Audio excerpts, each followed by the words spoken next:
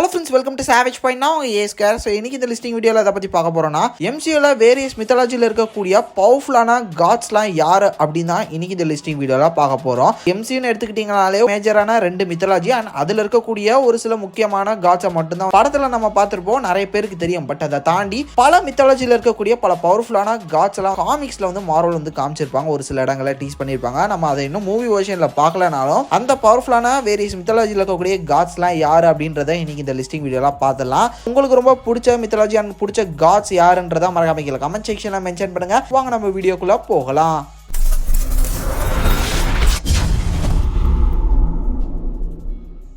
லிஸ்ட்ல 6ஆவதா இருக்கிறது ஜாப்பனீஸ் மித்தாலஜியில் இருக்கக்கூடிய காட்ஸ் அமாட்சுகுமி, குனிட்சுகுமி, யாயோயோ ஜாரோ காமி. இந்த 3 முக்கியமான காட்ஸ் தான் ஜாப்பனீஸ் மித்தாலஜியில் இருக்கக்கூடிய முக்கியமான பவர்ஃபுல்லான காட்ஸா காமிச்சிருப்பாங்க. அதுலயும் அமாட்சுகுமி ஒரு கேயாஸ் மேஜிக் கிங்கா, கேயாஸ் காடா காமிக்ஸ்ல மென்ஷன் பண்ணியிருப்பாங்க. பெருசா இவங்களுக்கு வந்து ஸ்டோரி லைன் போயிருக்காது, பட் ஒரு சில இடங்கள்ல மட்டும் ஜாப்பனீஸ் மித்தாலஜியில் இருக்கக்கூடிய காட்ஸ் யூஸ் பண்ணியிருப்பாங்க. நிறைய இடங்கள் நிறைய டைம் லைன்லாம் இவங்களுக்கு வந்து பெருசா ஸ்டோரி லைன் கொடுத்துருக்க மாட்டாங்க. லிஸ்ட்ல 5ஆவதா இருக்கிறது எஜிப்சியன் மித்தாலஜியில் இருக்கக்கூடிய காட்ஸ். எஜிப்சியன் மித்தாலஜியில் இருக்கக்கூடிய காட்ஸை வந்து பார்த்தீங்கன்னா இப்போ ரீசெண்டாக வந்திருக்கக்கூடிய மூன் நைட் சீசன் 1 பார்த்து நம்ம எல்லாருமே தெரிஞ்சிருப்போம். பட் வேரியஸா லைவ் ஆக்ஷன் அண்ட் காமிக்ஸ் இது ரெண்டுலையுமே வந்து எஜிப்சியன் மித்தாலஜி காட்னாலே முக்கியம் 3-4 பவர்ஃபுல்லான காட்ஸை வந்து பார்த்தீங்கன்னா காமிச்சிருக்காங்க. அதில் ஒன்று வந்து கான்ஷு, 2வது ஹாரஸ், 3வது வந்து ஈசிஸ், 4வது ஓசிரிஸ். இந்த ஒரு 4 கடவுள்களை தான் வந்து பார்த்தீங்கன்னா ரொம்ப பவர்ஃபுல்லான காட்ஸ் அப்படின்ற மாதிரி காமிச்சிருப்பாங்க. அதுலேயும் முக்கியமாக கான்ஷுக்கு ஒரு முக்கியமான இடமே கொடுத்துருப்பாங்க. கான்ஷுவால தான் மூன் நைட் அப்படின்றத நம்ம வந்து சீரீஸ்லேயே பார்த்துருப்போம். ஒரு முக்கியமான எஜிப்சியன் காடா எம்சியூல கான்ஷு வந்து ஒரு பெரிய ரோலே பிளே பண்ணியிருப்பாரு காமிக்ஸ் அண்ட் மூவிஸ்ல. காமிக்ஸ்ல கிட்டத்தட்ட தோருக்கு ஈக்குவலா பேட்டில் பண்ற மாதிரி காமிச்சிருப்பாங்க. சீரீஸ்லயும் இவ்வளவு பவர்ஃபுல்லான ஒரு ஆள் தான் கான்ஷு அப்படின்றதையும் நம்ம பார்த்துருப்போம் இல்லையா. அதனால எஜிப்சியன் மித்தாலஜில இப்போ ஒரு பவர்ஃபுல்லான பர்சனா வந்து பாத்தீங்கன்னா கான்ஷுவை தான் கொஞ்சம் முன்னிறுத்தி காட்டுறாங்க. லிஸ்ட்ல 4ஆவதா இருக்கிறது ஜியான். ஸோ ஜியான்றது ஒரு குரூப்போட பேரு. ஸோ இந்த குரூப்ல 3 பேர் இருக்காங்க, 3-4 பேருக்கு மேல இருக்காங்க. ஆனா அதுல முக்கியமான 3 கடவுள் தான் சைனீஸ் மித்தாலஜியில் இருக்கக்கூடிய பவர்ஃபுல்லான காட்ஸ் அப்படின்னு சொல்றாங்க. இவங்க டாலோ அப்படின்னு சொல்லக்கூடிய இடத்துல தான் இருப்பாங்க. இது வந்து ஒரு இன்டர் டைமென்ஷன் சொல்றாங்க, ஒரு பாக்கெட் டைமென்ஷன் மாதிரி. இது வந்து சைனீஸ் மித்தாலஜியில் இருக்கக்கூடிய காட்ஸ் மட்டும் இருக்கக்கூடிய யூனிவர்ஸ் சொல்லிட்டு சொல்லப்பட்டிருக்கு. அந்த டாலோ தான் நம்ம ஷாங்ஷி லெஜெண்ட் ஆஃப் தி 10 ரிங்ஸ்ல பார்த்திருப்போம். அதுல கூட கிரேட் ப்ரொடெக்டர் வரும்ல, அதுவுமே ஒரு விதத்துல சைனீஸ் மித்தாலஜியில் இருக்கக்கூடிய ஒரு காட் தான். அதை தாண்டி முக்கியமான பவர்ஃபுல்லான 3 சைனீஸ் மித்தாலஜி இருக்கக்கூடிய காட்ஸ் யாருன்னா யுஹுவாங், வாங் யூசு, தென் குவான் ஜின். ஸோ இந்த ஒரு 3 காட்ஸ் தான் முக்கியமான பவர்ஃபுல்லான காட்ஸ் அப்படின்ற மாதிரி சொல்லப்பட்டிருக்கு. தென் இது மட்டும் இல்லாமல் இந்த கிரேட் ப்ரொடெக்டர் அந்த ஒரு டிராகன் பார்த்துருப்போம்ல, அதுவுமே ஒரு காட் தான் அப்படின்னு சொல்லி மென்ஷன் செஞ்சிருக்காங்க. நம்ம லைவ் ஆக்ஷன்ல அந்த ஒரு கிரேட் ப்ரொடெக்டரும் அந்த தாலோ வில்லேஜை மட்டும் தான் பார்த்துருக்கோம். இன்னும் சைனீஸ் மித்தாலஜியில் இருக்கக்கூடிய காட்ஸை பார்க்கல. பட் காமிக்ஸ்ல வந்து பார்த்தீங்கன்னா ஒரு சில இடங்கள்ல மட்டும்தான் அவங்களை காமிச்சிருப்பாங்க, அவங்களுக்கு பெருசா ரோல் இருக்காது. லிஸ்ட்ல 3ஆவதா இருக்கிறது தேவாஸ். இந்தியன் மித்தாலஜியில் இருக்கக்கூடிய இந்த காட்ஸோட குரூப் பேர் தேவாஸ் அப்படின்னு சொல்லி வச்சிருப்பாங்க. இந்த தேவாஸ் குரூப்ல முக்கியமான 3 கடவுள் விஷ்ணு, சிவா, பிரம்மா. இந்த 3 கடவுள் தான் முக்கியமானவங்க அப்படின்ற மாதிரி காமிச்சிருப்பாங்க. காமிக்ஸ்ல தோர் வந்து பாத்தீங்கன்னா சிவாட்ட ஹெல்ப் கேட்டு வர மாதிரி, அதாவது தேவாஸ் இருக்கக்கூடிய இடத்துக்கு வந்து சிவாட்ட வந்து இந்த மாதிரி ஒரு ப்ராப்ளம் அஸ்கால போகுது, இந்த மாதிரி ஒரு பர்சனால வருது, எனக்கு கொஞ்சம் ஹெல்ப் பண்ணுங்க அப்படின்னு சொல்லிட்டு இந்தியன் மித்தாலஜியில் இருக்கக்கூடிய காட் கூட ஒரு கான்வர்சேஷன் போற மாதிரி காமிக்ஸ்ல ஒரு சில இடங்கள்ல காமிச்சிருக்காங்க. ஒரு சில இடங்கள் மட்டும் தான் இந்தியன் காட்ஸ் வந்து காமிச்சிருக்காங்க. நிறைய பேஜஸ்ல நிறைய இஷ்யூஸ்ல வந்து பாத்தீங்கன்னா அவங்கள வந்து நமக்கு காட்டல, கொஞ்சம் கொஞ்சமா தான் யூஸ் பண்ணிருக்காங்க. லைவ் ஆக்ஷன்ல சொல்லவே வேணாம். ஸ்டில் இப்போ வரையும் இந்தியன் காட்ஸை பெருசா காட்டல. பட் தோர் அந்த 11th தண்டர் அந்த படத்துல மட்டும் விநாயகர் இருக்காருல, சோ அவரை மட்டும் லைட்டா டீஸ் பண்ணிருப்பாங்க. மத்தபடி பெருசா இந்தியன் காட்ஸ் இன்னும் மார்வல் வந்து லைவ் ஆக்ஷன்ல கொண்டு வரல. காமிக்ஸ்லயே ஜஸ்ட் ஊர்கா மாதிரி தான் யூஸ் பண்ணிருக்காங்க. அப்படி பார்க்கும்போது பாப்போம் ஃபியூச்சர்ல எப்படி யூஸ் பண்ண போறாங்க அப்படின்னு.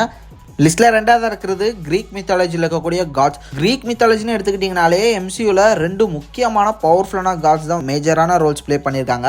அதுல ஒன் ஜியூஸ், இன்னொன்னு ஹெர்குலஸ். ஜியூஸ்க்கும் தோருக்கும் ஃபைட் இருக்கிற மாதிரி, ஜியூஸ் அண்ட் தோர் இவங்க கான்வர்சேஷன் பண்ற மாதிரி நம்ம வந்து காமிக்ஸ்லயும் பார்த்திருக்கோம், லைவ் ஆக்ஷன்லயும் பார்த்திருக்கோம். லைவ் ஆக்ஷன்ல கொஞ்சம் ஜியூஸ் மொக்க பண்ணிட்டாங்க, பட் காமிக்ஸ்ல ஜியூஸ்க்கு ஒரு நல்ல ரோலே கொடுத்திருப்பாங்க. ஜியூஸ் வந்து எந்த அளவு ஒரு பெரிய காட் நம்ம எல்லாருக்குமே தெரியும். தென் அவருக்குன்னு ஒரு தனி ஃபேன் பேஸும் இருக்கு. அதனாலே வந்து பாத்தீங்கன்னா காமிக்ஸ்ல ஒரு சில இடங்கள்ல நல்லாவே அவருக்கான ஸ்டோரி லைன் இருக்கும். இது மட்டும் இல்லாம ஹெர்குலஸும் வந்து பாத்தீங்கன்னா ஒரு பெரிய பவர்ஃபுல்லான காடு. காமிக்ஸ்ல இவருக்கும் தோருக்கும் வந்து பாத்தீங்கன்னா பெரிய கலவரமே போயிருக்கு. இவங்க வந்து கிட்டத்தட்ட ஒரு ஆர்ச் எனிமீஸ் மாதிரின்னு சொல்லலாம். தென் இது மட்டும் இல்லாம மைட்டி தோர் காமிக்ஸ்ல ஜேன் ஃபாஸ்டர் வேற லைட்டா ரூட் விட்டுட்டு இருப்பாரு நம்ம ஹெர்குலஸ். இதனாலே தோருக்கும் அவருக்கும் சின்ன சலசலப்புகள் அப்படின்னு சொல்லலாம். கோவக்காரங்க தான் 2 பேரும், பட் இருந்தாலும் பவர்ஃபுல்லான காட்ஸ் அப்படின்னு சொல்லலாம். அதையும் முக்கியமா கிரீக் மித்தாலஜியை பொறுத்தவரையும் ஜியூஸ் அண்ட் ஹெர்குலஸ் ரொம்ப முக்கியமான கடவுள்கள்.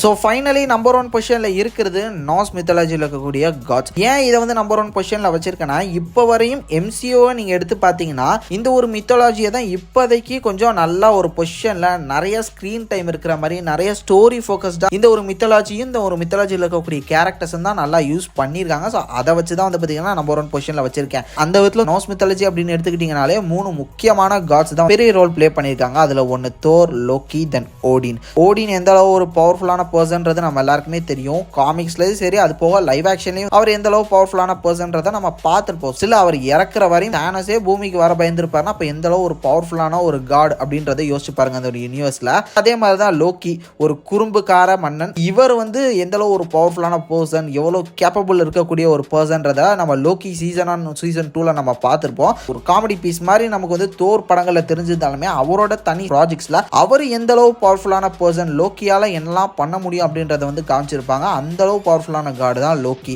தென் அதே மாதிரி தோரும் பயங்கர பவர்ஃபுல்லான காடு. நார்ஸ் மித்தாலஜில ரொம்ப பவர்ஃபுல்லான காடு தான். அத மூவி வெர்ஷனா பார்க்கும்போது நார்ஸ் மித்தாலஜில என்னெல்லாம் சொல்லியிருக்காங்களோ அதெல்லாம் தாண்டி பல மடங்கு ஜாஸ்தியா மூவி வெர்ஷன்ல காமிச்சிருக்காங்க. தென் இது மட்டும் இல்லாம லுக்ஸ், இது மாதிரியான நிறைய விஷயங்களா மூவி வெர்ஷன்ல சேஞ்ச் பண்ணிக்கிட்டாங்க. ஏன்னா ஒரிஜினல் வந்து பாத்தீங்கன்னா தொப்பையெல்லாம் வச்சு தாடியெல்லாம் வச்சு ஒரு மாதிரி முரட்டுத்தனமா இருப்பாரு தோர். பட் மூவி வெர்ஷன்ல வந்து பாத்தீங்கன்னா கொஞ்சம் ஹேண்ட்ஸமா சிக்ஸ் பேக்லாம் வச்ச மாதிரி காமிச்சிருப்பாங்க. பட் இருந்தாலும் நார்ஸ் மித்தாலஜியில் இருக்கக்கூடிய ஆக்சுவல் தோரை காட்டுற விதமாக வந்து பார்த்தீங்கன்னா என் கேம்ல தொப்பை வச்ச தோரையுமே நம்ம பார்த்துருப்போம், இல்லைன்னு சொல்லல. இது மட்டும் இல்லாமல் ரொம்ப பவர்ஃபுல்லாகவும் காமிச்சிருப்பாங்க. இந்த Norse mythology gods and Norse mythology தான் வந்து பார்த்தீங்கன்னா இதுவரையும் நம்ம பார்த்த பேலன்ஸ் மித்தாலஜிஸ்லாம் இருக்குல்ல, அந்த ஒரு வேரியஸ் மித்தாலஜிஸ்ல இருக்கக்கூடிய காட்ஸ் எல்லாம் விட கொஞ்சம் நல்ல ஸ்க்ரீன் ப்ரெசன்ஸும் நல்ல நல்ல ஸ்டோரிஸும் இந்த கேரக்டர்ஸ்க்கு கொடுத்துருப்பாங்க. அதனால தான் இவங்கள இந்த லிஸ்ட்ல நம்பர் 1 பொசிஷன்ல வச்சிருக்கோம்.